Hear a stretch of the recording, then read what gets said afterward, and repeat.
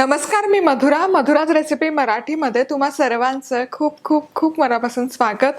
आज आपण रव्याची रसमलाई कशी बनवायची ते बघतोय. पारंपरिक रसमलाई आहे ती पनीरची असते, पण आपण आज थोडासा शॉर्टकट इथे घेतोय आणि रव्याची मस्त अशी स्पॉन्जी रसमलाई कशी बनवायची ते बघूयात. तर सगळ्यात आधी इथे 1 लिटर दूध घेतले. फुल क्रीम मिल्क आहे, फुल फॅट मिल्क आहे, म्हशीचं दूध असंही म्हणतात ते आहे.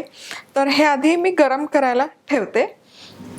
चला तर मग इथे हे दूध मी साधारण एक 10 ते 15 मिनिट व्यवस्थित गरम करून घेतलंय, शिजवून घेतलंय. आता आपण यामध्ये घालूयात चारोळे.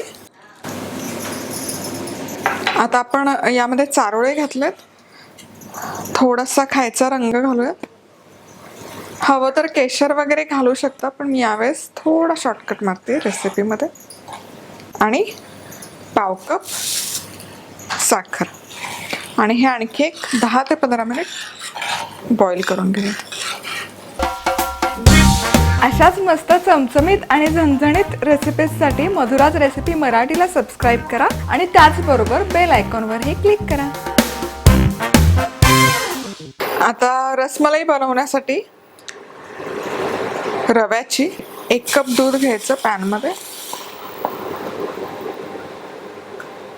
यामध्ये घालूयात 1 चमचा साखर आणि याला उकळी काढून घ्यायची.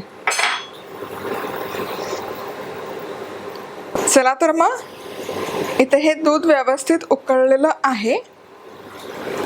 आता यामध्ये घालूयात 1 चमचाभर साजूक तूप. मिक्स करायचं.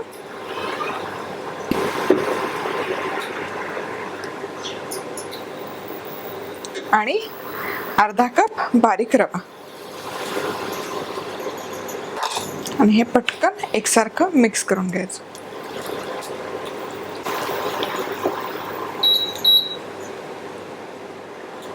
आणि हे आता शिजवून घेऊयात याचा घट्टसर गोळा होईपर्यंत.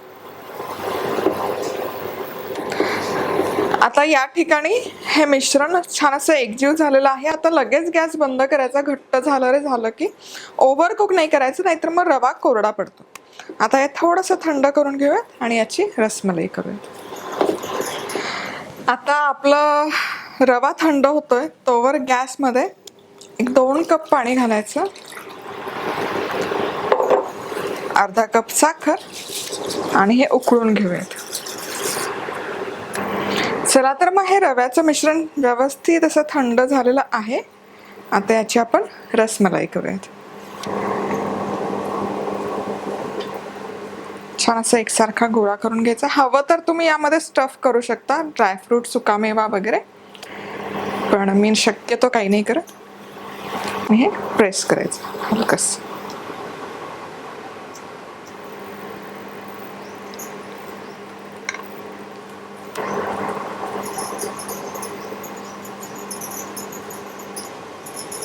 मधुराज रेसिपी मसाला स्पर्धेमध्ये सहभागी होण्यासाठी कुठलाही मसाला अमेझॉन किंवा इथे दिलेल्या व्हॉट्सॲप नंबरवर ऑर्डर करू शकता.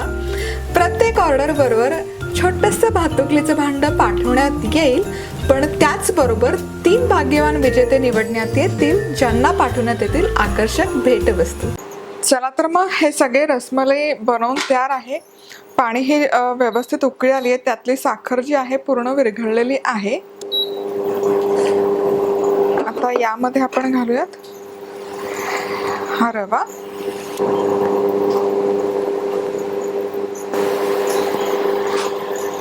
आता हे खाली बसलेत, पण जेव्हा ते वर उचलून येतील त्याचा अर्थ ते शिजलेत. तोवर आपल्याला हे बॉईल करून घ्यायचं. झाकण ठेवा. चला तर मग हे दूध आता छान झालेलं आहे. आणखी एक 15 ते 20 मिनिट मी शिजवून घेतलंय. थोडं थंड पण झालंय. आता यामध्ये वेलची पूड आणि माझ्याकडे इथे केशरचं इसेन्स आहे, त्याचे 1-2 ड्रॉप टाकते फ्लेवरसाठी. मिक्स करूया आणि आता हे थंड करायला ठेवूया. चला तर मग आता हे रसमलाई छानपैकी उकळून घेतली आहे आणि हे व्यवस्थित अशा वर आल्यात तरंगून. तुम्ही बघू शकता, याचा अर्थ या छान बॉईल झालेल्या आहेत. आता हे काढूयात आपण सर्विंग डिशमध्ये. यातलं पाणी सगळं काढून टाकायचं आणि प्लेटमध्ये काढून घ्यायचं.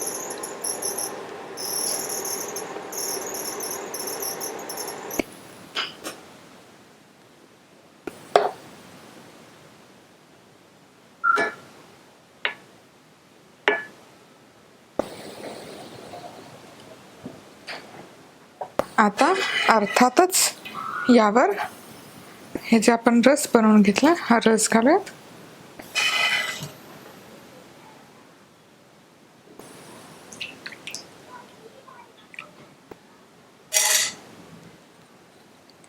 बदामाचे काप आणि पिस्ता. आणि ही रव्याची झटपट रसमलाई बनवून तयार आहे. जबरदस्त दिसतेय. नक्की बनवून बघा. सबस्क्राईब केलं नसेल तर पटकन सबस्क्राईब करा. पुन्हा भेटूयात अशाच एका अफलातून रेसिपीवर. तोवर मस्त राहा, खुश राहा, आनंदी राहा. सगळ्यात महत्वाचं खात राहा.